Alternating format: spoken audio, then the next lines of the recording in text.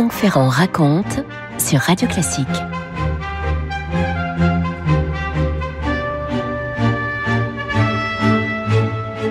La tsarine Catherine de Russie, Catherine la Grande, aurait aimé prolonger son règne dans celui de son successeur.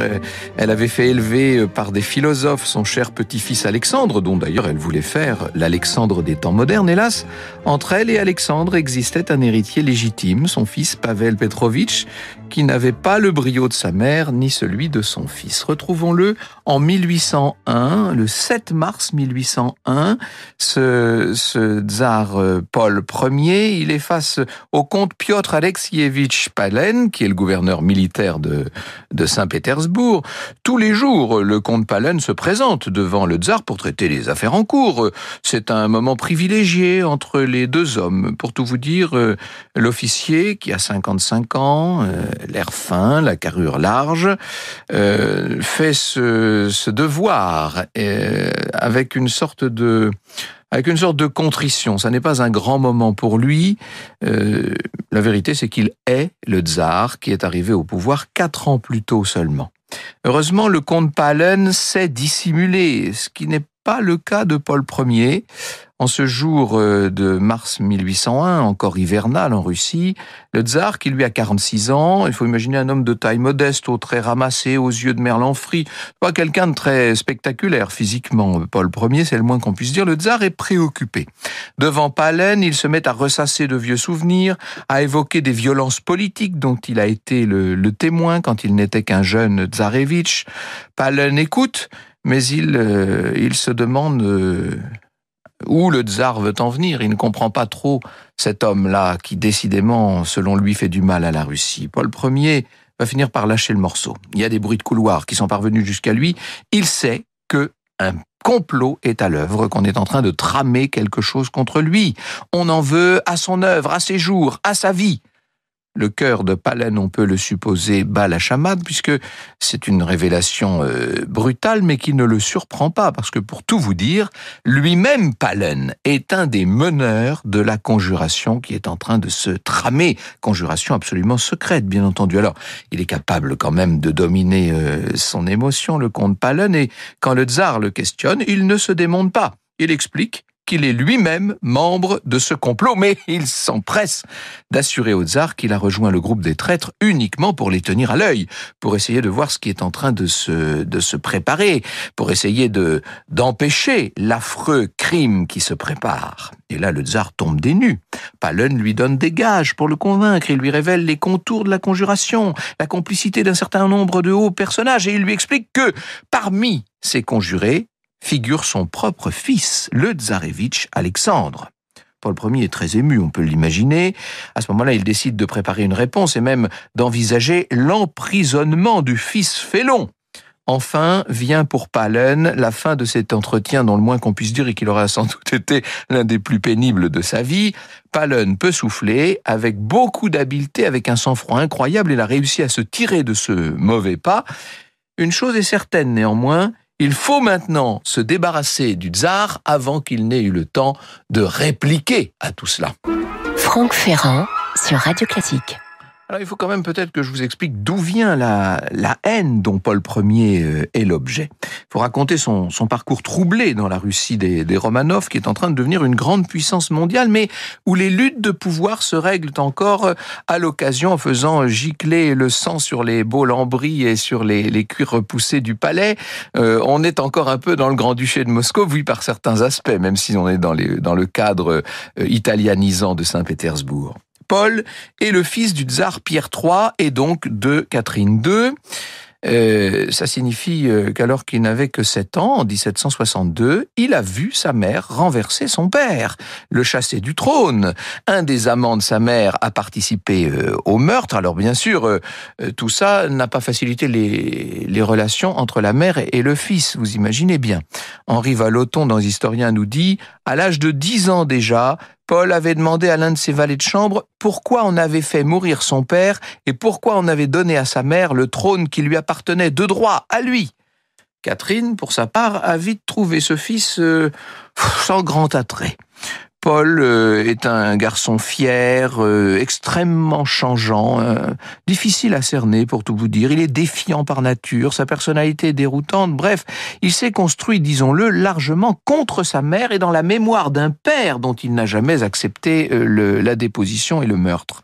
Par exemple, tandis que Catherine II s'est faite plus russe que russe, son fils, lui, s'est mis à ne jurer que par la Prusse, à une époque où la Russie se rapproche des grandes puissances occidentale, de l'Angleterre, de l'Italie, mais surtout, bien sûr, de la France. Mais non, lui, c'est la Prusse qui l'intéresse. Il a même une espèce d'obsession pour l'armée prussienne, telle que Frédéric II l'a portée à incandescence. Non de stratégie ou de tactique, précise Henri Vallotton, mais de claquement de talons, de parades, de port d'armes, de drill. Pendant 12 heures d'affilée, Paul commandait des manœuvres ridicules, livrait des batailles puériles, hurlait des commandements à son armée de poche, affublée d'un uniforme grotesque. Et la pauvre Catherine, au fil du temps, voit son fils sombrer dans une sorte de paranoïa. Elle le tient à distance, bien entendu. Et il y a cette circonstance qui n'a rien arrangé entre eux. Elle a décidé plus tard de faire élever les 2 fils de Paul, qui s'appellent donc Alexandre et Constantin, avec elle, auprès d'elle. Elle les a gratifiés, eux, d'une affection réelle qui est plus maternelle que grand-maternelle, si j'ose l'expression. De quoi amener à penser de plus en plus, en voyant l'esprit menaçant de Paul, que l'intention de Catherine serait de faire passer directement la couronne sur la tête de son petit-fils Alexandre.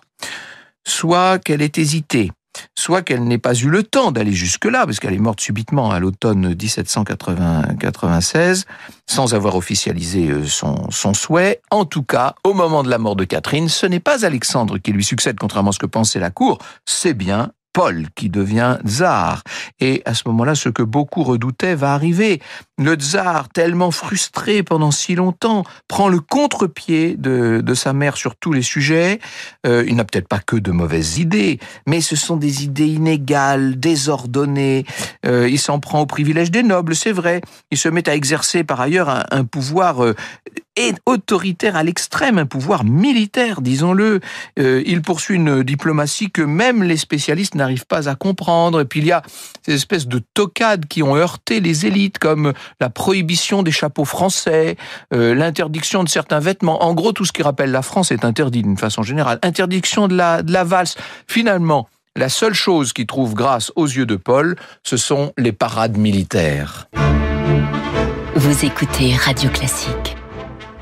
Je vous dis que Paul n'aimait pas la France. Rappelons-nous quand même qu'entre-temps, il y avait eu la Révolution française, bien entendu, et que d'une façon plus générale, tout ce qui venait de France était vu en Russie avec le plus grand scepticisme, déjà du vivant de Catherine II, en tout cas dans les dernières années de son règne. Mais pour tout vous dire, autour du tsar Paul, on se demande combien tout ça va pouvoir durer.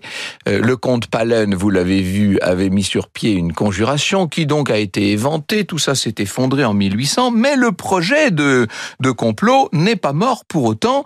Et à partir de la fin de l'année 1800, il reprend corps.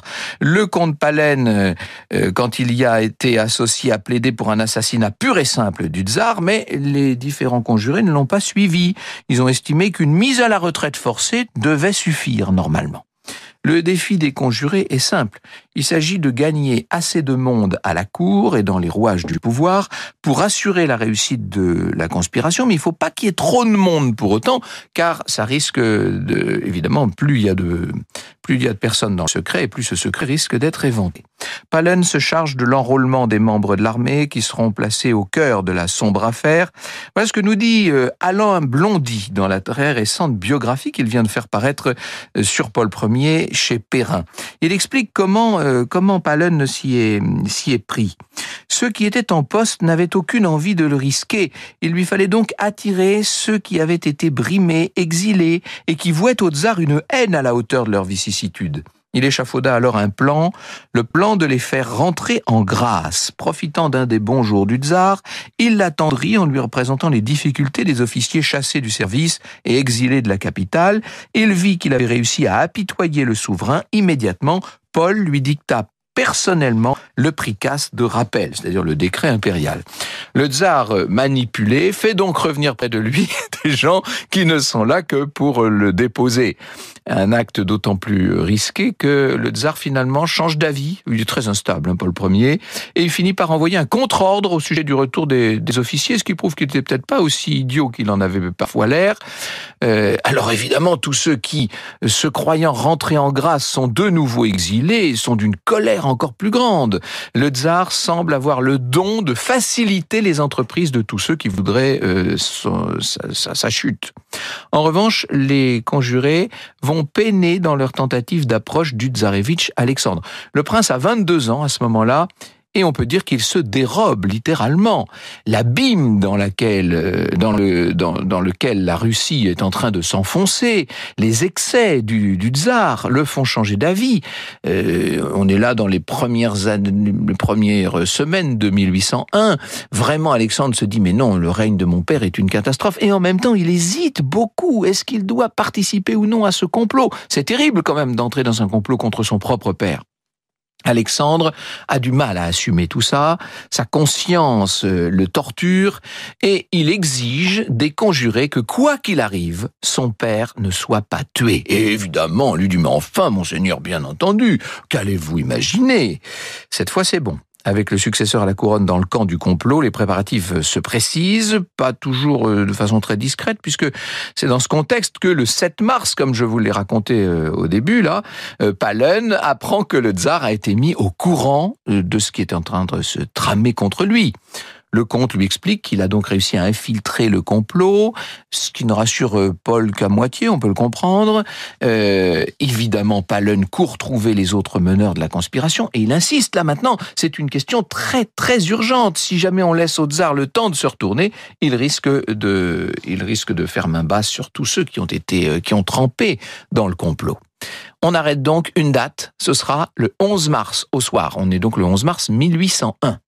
Ce jour-là, à l'heure où le crépuscule commence à assombrir la façade assez bizarrement orange du palais Michel, qui est le plus atypique des palais pétersbourgeois, Alexandre ne laisse rien paraître de ce qu'il sait.